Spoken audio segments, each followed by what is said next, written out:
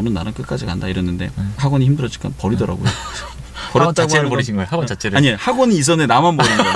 그럼 확실히 가야 돼. 선생님도 유학 경험이나 이런 게 있으세요? 저는 유학 전혀 없어요. 전혀 없으세요? 전무합니다. 전무하세요? 나는 뭔가 이 학원 시장의 중심부로 가고 싶다 하시는 분들, 이런 분들은 진짜 어떤 방향으로 미리부터 준비를 해야 되는 거예요? 사실은 방향이 되게 좀 뚜렷이 달라요.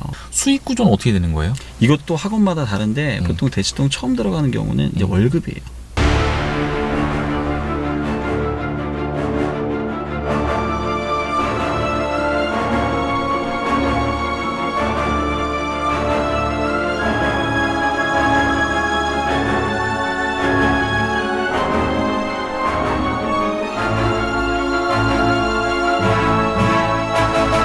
안녕하세요. 반갑습니다. 반갑습니다. 네. 예. 자기소개 먼저 부탁드릴게요. 저는 현재 공무원 강의, 네. 영어 시험 강의를 하고 있고요. 네. 이름은 김형구라고 합니다. 김형구 선생님. 예, 맞습니다. 예. 지금 근무하시는 곳이? 강남역에 있는 해커스 어학원이고, 해커스 공무원 학원이고, 해커스 공무원. 예, 그리고 노량진에도 있어서 두 군데 왔다 갔다 하고 있습니다. 저도 대학생 때 해커스 토익 책을 봤었었는데.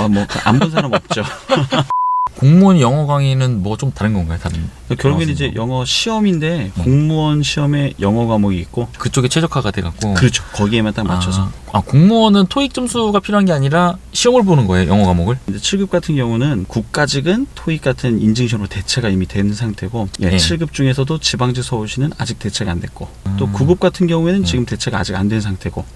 그럼 이게 대체가 되는 방향인가요? 아니면은? 전체적인 방향은 되는 것 같긴 한데 아직 정확하게 뭐 다 된다 이렇게 밝힌 건 아니에요. 그래요? 네. 그러면 진로 빨리 바꾸셔야 되는 거 아니에요? 그러니까 진짜 그것 정도 약간 하고 있어요. 이게 이게 언제 어떻게 될지 모르는 그런 부분이 있어가지고. 근데 보통 이제 고시를 해요. 그래서 고시하면은 한 유예 기간은 2년에서 3년 정도 주기 때문에 좀 이렇게 어떻게 생각할 수 있는 시간이 있다. 그러면은 일부 지역이 바뀌었으면은 그만큼 수험생이 줄어든 거잖아요. 그렇죠. 예. 되게 금방 그걸 파악하시네요. 맞아요. 그게 바로 딱 체감이 될 정도인가요? 저는 그렇게 체감이 될 줄 몰랐는데 2016년 국가직을 마지막으로 해서 7급이 영어가 사라졌는데 지방직하고 서울시가 있으니까 근데 팍팍 줄어들더라고요. 만약에 서울시가 바뀌면 타격이 바로 오시겠네요? 7급 부분은 사실은 거의 이제 국가직이 뭐 표현이 그렇지만 날아가면서 영어는 이제 7급은 거의 사라졌다고 보는 게 맞아요. 명맥만 유지하는 거고 2021년부터는 이제 피셋이라고 하는 게 도입돼서 지방직과 서울시가 공식적으로 밝히지는 않았지만 거의 다 같이 토익으로 넘어갈 것이다. 그리고 한국사는 한국사 능력 검정 시험으로 넘어갈 거다라는 게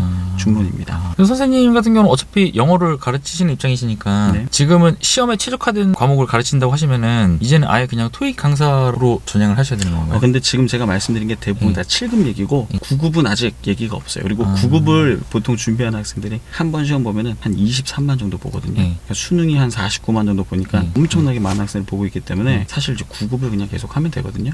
7급하고 9급 지금 같이 하고 있는데 7급 쪽은 거의 이제 사라지는 분위기고 9급 쪽은 아직까지는 남아있다. 그럼 일반 영어도 가르쳐 보셨죠? 물론 강의 이것저것 다 해봤어요. 그러면 일반 영어를 가르칠 때하고 공무원 시험에 특화된 영어는 또 뭐가 다른 거예요? 가장 큰 차이점이? 일단은 시험 문제가 20문제고 듣기가 없고 20문제다 보니까 좀 복불복이에요. 변별력이 아무래도 좀 떨어질 수 있다는 거죠. 솔직히 좀 약간 제가 보기엔 없는 부분도 있으나 어떻게 보면 또 제일 공정한 시험이에요. 그러면 지금 현재는 듣기는 없는데 듣기는 없습니다. 만약에 대체가 되면 이제 듣기가 반이 되는 거잖아요. 토익의 반이 듣기잖아요. 그렇죠? 그렇죠. 그러면 시험 포기할 사람도 많을 거예요. 나이 드신 분들 중에는 듣기가 사실 리스닝 문제가 아니라 히어링, 그러니까 아예 청력 자체가 좀 안 되시는 분들도 있어서 그거는 좀 제가 보기엔 생각을 한번 해봐야 될 것 같아요. 제가 대학생 때 사법시험 준비했었거든요. 근데 거기도 이제 토익으로 대체가 됐어요. 맞죠. 토익으로 됐죠. 제가 시험 봤을 때가 대체가 된 첫 시험이었어요. 그러니까 고시 장수생 형님들 시험 포기가 공부 쪽으로 내공이 많으신 분들도 영어 때문에 포기하는 사태가 막 속출하더라고요. 그게 안 나온다고 하더라고 700이. 맞아요. 요즘 젊은 친구들은 그거 크게 어려움을 못 느끼는데 40대 이상, 뭐 제가 뭐 40대 이상 뭐라고 하는 게 아니라 현격하게 좀 어려움을 느끼시긴 하는 것 같더라고요. 왜냐면 그 나이대가 사실 학교 공부하면서 듣기가 중요시되지 않던 시절에 공부를 하시는 분들이니까. 지금 영어 강사를 하고 계시는 건데 그럼 그 전에 어떤 인생을 살아오셨는지 그것부터 한번 말씀해 주세요. 저는 이제 원래는 이제 사범대 쪽이거든요. 형이 먼저 영어 쪽으로 강의를 하고 있었고 제가 이제 졸업할 때쯤 그때 이제 무슨 책이 나왔냐면 강사로 10억 벌기 뭐 이런 책이 있었어요. 뭐 제가 10억에 훅했다는 게 아니라 그만큼 이제 좀 강사가 뜨고 스타란 말 맞아요. 스타란 말을 이렇게 붙여가지고 스타 강사 이런 말이 막 나오기 시작했던 그런 타이밍이어서 내가 좀 공교육 쪽에서 그냥 이렇게 가만히 있는 거랑은 좀 안 맞는 것 같다 체질이. 그래서 이제 형이 이미 사교육에 있었고 나도 한번 해봐야지 하면서 제일 처음 시작했던 건 동네에서 중학교 내신학원. 네. 월요일날 원장님이랑 다 같이 청소하고 네. 그리고 애들 이제 라면 먹는 거 네. 물도 다 버리고 네. 그렇게 진짜 모든 일 다 하면서 네. 그 원장님한테 의지했었는데 네. 원장님이 너는 나랑 끝까지 간다 이랬는데 네. 학원이 힘들어지니까 버리더라고요. 학원 자체를 버리신 거예요? 학원 자체를? 아니 학원이 있었는데 나만 버린 거예요. 그럼 확실히 가야 돼. 근데 인간으로 너무 좋으신 분이고 네. 학원을 위해서 이제 어쩔 수 없이 손절하신 걸로 생각하는데 저도 다 구조조정이 들어간 이해하고 거네요. 구조조정이고 저도 다 이해하고 나중에 또 찾아뵙고 인사드리는데 너무너무 제가 좋아하는 원장님인데 네. 그렇게 이제 중학생들 내신을 하다가 네. 이제 또 그때 뭐가 또 한참 유행했냐면 외고가 한참 유행했었어요. 네. 그래서 외고 입시를 하는 외고 전문 어학원으로 네. 제가 이제 운이 좋게 들어가게 됐죠. 그래서 거기서는 또 젊은 남자고 또 솔로다 보니까 완전히 막 여기저기 많이 굴리더라고요. 어디 오픈하면 오픈하는 데마다 다 가는 거예요. 송파, 평촌, 저기 중계동까지 해가지고 오픈하는데 막 여기저기서 고생 많이 하다가 이제 그때 또 대치동 쪽이 또 많이 알려지고 그 전부터 물론 유명하긴 했지만 대치동에서 한번 인생의 승부를 걸어봐야 되겠다 해서 그때쯤에 또 대치동에 이제 들어갔죠. 고등부 내신하고 수능 위주로 하면서 바로 이제 길 건너 있는 학교가 뭐 숙명여고 그리고 중산고 이런 학교들 이제 뭐 내신 맞고 그때는 되게 재밌었어요. 왜냐면 학생들이 너무 잘하는 거예요. 또 애들 되게 예의도 발라요. 애들이 너무 착하고 그래서 너무 재밌게 수업을 잘하다가 이제 또 그때 이제 인강 시작이 확 뜨면서 이게 좀 나름 교육의 역사랑 제가 좀 같이 간 부분이 좀 있거든요. 제가 과장하는 게 아니라 그래서 좀 메가스터디 이런 데 좀 가보고 싶다. 그래서 이제 또 운이 좋게 메가스터디 들어갔어요. 들어갔는데 거기는 또 애들이 완전 달라요. 거기 애들이 공부를 못한다는 게 아니라 거기 이제 여기저기서 너무 많은 애들이 오다 보니까 초 1등급 이런 학생들보다는 이제 좀 성적이 많이 떨어지는 학생들이 있으니까 뭐 수업을 어떻게 하면 재밌게 할까에 대한 고민이 거의 한 90% 이상. 포커스가 이제 그쪽으로 맞춰져. 완전히 그쪽으로. 그래서 이거는 나랑 너무 안 맞는다. 그래서 조금 연령대를 이제 높이 올라가 보면 어떨까 하면서 이제 지원했던 게 해커스로 와서 탭스 강의 좀 하다가 이제 해커스가 또 야심차게 공무원으로 한번 발을 넓히겠다 할 때 역시 저는 또 이제 오픈 전문 멤버로 오픈조 행동파로 이제 오픈조로 바로 또 가서 처음에 좀 고생했는데 지금은 많이 자리 잡았어요. 제가 공무원 한 지가 벌써 8년 차니까. 아 그렇게 되셨어요? 네. 오래되셨네요 진짜. 전체 강의는 한 12년 정도 했는데 공무원만 지금 막 8년째 하고 있으니까 지금 학원은 많이 자리 잡았죠. 사실 제가 처음에 말씀드렸던 게 공무원에 포커스를 둔 그 영어 강의를 하고 계시는데 이것도 이제 뭐 토익으로 대체가 되면은 선생님한테 좀 위협이 되겠다 생각을 했었는데 말씀하신 거 들어보니까 항상 위기는 왔고 그쵸. 항상 거기 적응을 하셨네요. 계속. 그러니까 영어라고 하는 것은 제가 보기에는 계속 가요. 근데 이제 이걸 어떻게 하느냐가 문제고 공무원 이제 만약에 사라지면 그때 뭐 할까? 이제 그때 가서 고민을 해본다기보다도 지금 여러 가지를 다 생각은 하고 있어요. 선생님도 유학 경험이나 이런 게 있으세요? 저는 유학 전혀 없어요. 전혀 없으세요? 전무합니다. 전무하세요? 저 여행도 별로 안 좋아해요 사실은. 와이프가 좋아해서 따라가고 짐 옮겨주는 건 하는데 보통 남자의 인생이 그렇죠. 그렇게 너무 공감하니까 너무 가고 싶은 그런 생각은 많이 했었는데 솔직히 말해서 제가 요즘 드는 생각은 안 갔다는데 되게 좀 프라이드가 있어요. 왜냐면은 좀 표현은 그렇지만은 외국에 갔다 왔다는 게 일종의 영어를 잘하는 부분에서는 어떻게 보면은 저 사람은 외국 갔다 왔으니까 아니야 나 얼마 안 갔어 해도 아니 넌 그래도 갔다 왔잖아 이런 게 좀 있잖아요. 근데 저는 진짜 막 여권 깔 수 있거든요. 그래서 완전히 청정이기 때문에 영어를 제가 뭐 잘한다는 건 아니지만은 이건 순수 토종이라는 거에 대한 인증을 충분히 할 수 있다. 이 진짜 그 안 갔다 와도 할 수 있다. 이거를 보여줘야 되니까. 그런 사람 되게 많아요. 그런데 요즘에는 저도 이제 유튜브 쪽으로 많이 보고 있는데 영어 관련 채널 되게 진짜 많이 보고 있고 뭐 관련된 좀 지금 책도 쓰려고 하고 있긴 한데 외국의 환경을 그냥 유튜브에서 솔직히 다 옮겨놨잖아요. 그쵸. 다 옮겨놨기 때문에 외국에 내가 갈 필요가 뭐 있어. 이거 틀면 바로 나오는데. 그렇죠. 이제는 진짜 뭐 현지 문화를 위해서 가는 거 외에는 어학을 위해서는 제가 보기엔 좀 핑계예요. 도피다. 몰아가기인가요 이거? 갈 이유는 있지만은 진짜 어학만을 위해서는 충분히 비슷한 환경을 구축할 수 있다. 이게 제 지론입니다. 선생님 지금 이제 계셨던 곳을 보면은 대치동 여기는 뭐 진짜 뭐 사교육의 거의 메카잖아요. 중심지죠. 그렇죠. 그리고 대치동에 있는 메가스터디로 옮겼었고 그 다음에는 해커스. 어떻게 보면은 그냥 동네에 있는 이런 학원이 아니잖아요, 사실. 그렇죠. 근데 그 동안에 어떤 내 커리어를 쌓아오면은 그렇게 계실 수가 있는 거예요? 제가 보기에는 딱 이렇게 교두보로 넘어가기 좋은 학원들이 있어요. 그러니까 이 경력이 있으면은 여기서는 얘 이거 했구나 하고 좋게 보고 얘 이거 했네 하니까 일로 넘어오기 좋고 이런 것들이 좀 있어서 그거를 생각을 잘 하셔가지고 커리어를 쌓으면은 제가 보기에는 이제 가고 싶은데 많이 갈 수 있을 거예요. 그건 이제 지금 유튜브 채널 운영 맞습니다. 하고 있습니다. 계시죠? 맞습니다. 거기다 하나 올려놓으시면 되겠네요. 그러니까 그걸 정리하려고는 제가 약간 채널 방향을 공무원 준비하는 학생들 도와주는 걸 일단 해서 공무원 관련된 것만 지금 올리고 있어요. 그쪽으로. 요즘에는 학원 따라서도 가지만 또 선생님 개별로 따라서도 학원 수강생들이 많이 움직이죠. 공무원 같은 경우는 완전 피라미드 꼭대기 있는 그런 소위 말하는 진짜 1타 선생님들 제외하고는 거의 학원 중심 운영이에요. 아, 학원 중심으로 공무원 쪽에서는. 그렇죠, 공무원 쪽. 예. 왜냐면은 학생들이 내가 뭐 이 선생님 거 조금 들어가지고 합격 이런 게 아니라 최소 6개월에서 1년 정도 이제 커리 탄다고 하잖아요. 커리큘럼을 쭉 타서 따라가기 때문에 학원이 어떻게 관리해주고 끌고 가는가가 되게 중요한 부분이니까 학생들은 좀 학원도 많이 봐요 이제는. 아, 학원도 많이 보고. 그쵸. 아, 이 학원에서 전반적으로 합격률이 좀 높다. 그렇죠. 그걸 당연히 이렇게. 봐야죠. 지금 공무원 영어를 아예 타이틀로 걸고 있는 곳이 해커스 말고 또 어디 있어요? 공단기라는 학원도 있고. 아, 공단기 들어봤어요. 네, 노량진 쪽에 가면은 남부고시 학원, 그리고 뭐 남부고시 학원. 이그잼, 윌비스 네. 뭐 이런 학원들이. 그건 다 노량진에 있죠. 있는 학원들이에요? 지금 제가 언급한 건 다 노량진에 있어요.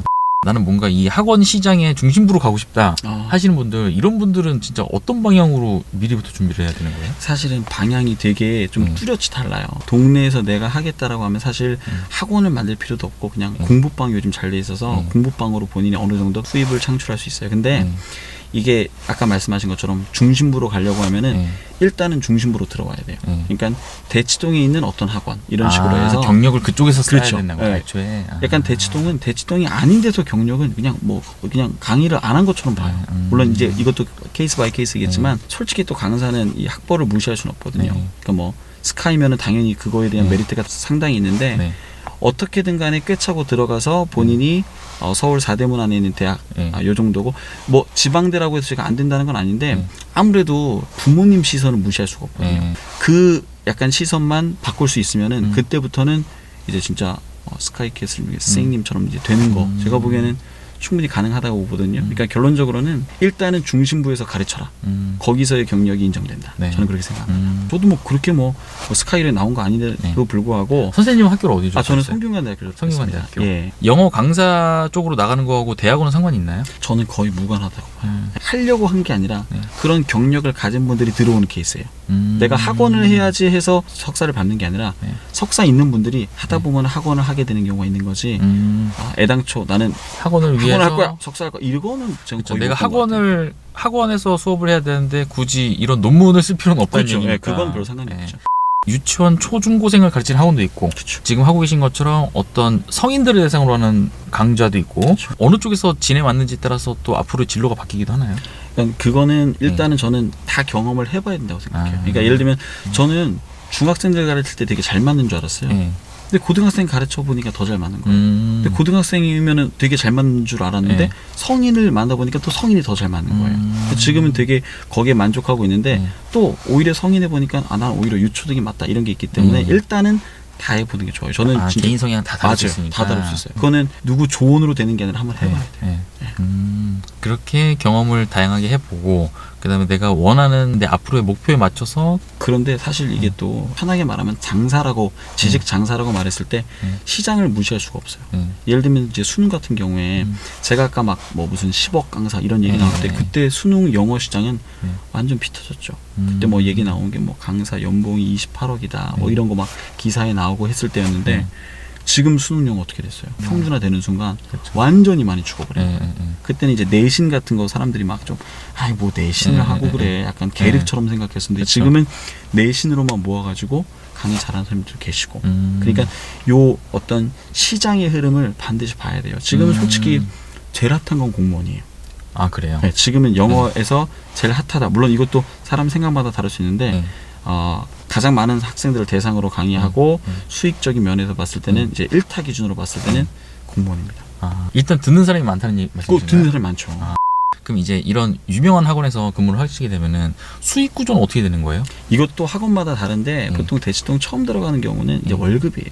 이제 저 때 당시만 하더라도 방학 때만 거의 미친 듯이 일을 했어요. 그러면은 거기에 뭐 한 몇백 얹어주는 정도. 그렇게 진행을 하는데 대부분의 학원들은 제가 알고 있기로는 비율제로 학생이 돈을 내는 거에 몇 퍼센트? 총 이 사람의 매출에 따라서 달라진다는 그 말씀이시죠? 그렇죠. 매출에 따라 달라지는 거예요. 그러면은 처음에 아까 말씀하신 것처럼 내가 경력이 없는 상태에서 일단 이쪽에서 경력을 쌓아야겠다라고 해서 들어갈 때는 아무래도 좀 열정페이가 될 가능성이 높은 거고. 근데 열정페이라고 해도 요즘에 이게 기본적으로 어느 정도 사람이 있고 돌아가는 학원이면은 막 뭐 150, 200 이렇게 주진 않을 거예요. 대치동은 제가 처음 들어갔을 때 저는 400 받고 들어갔었거든요. 그때 몇 년도셨어요? 그때가 2009년, 10년? 2009년, 10년에 네. 400이요? 그 전에 경력은 뭐가 있으셨어요? 중학생들 대상으로 하는 어학원의 경력이 그때 2년 정도 있었던 것 같아요.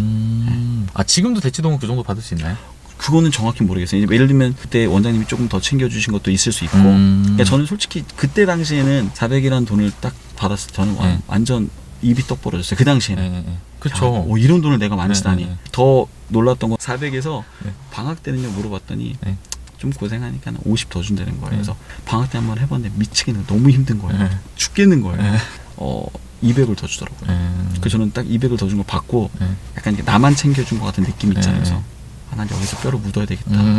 너무 감사하고 그때는 너무 충격적인 액수였는데 나중에 또 다른 학원들 얘기 들어보니까 그건 아무것도 아니더라고요.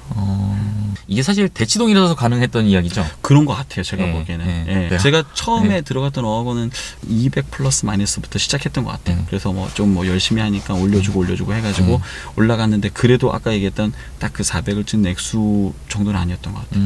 그렇죠. 수입적인 측면에서 어디에서 제일 많이 기록을 찍어보셨어요? 헬커스가 제일 그랬어요. 이게 공무원 시장이라서?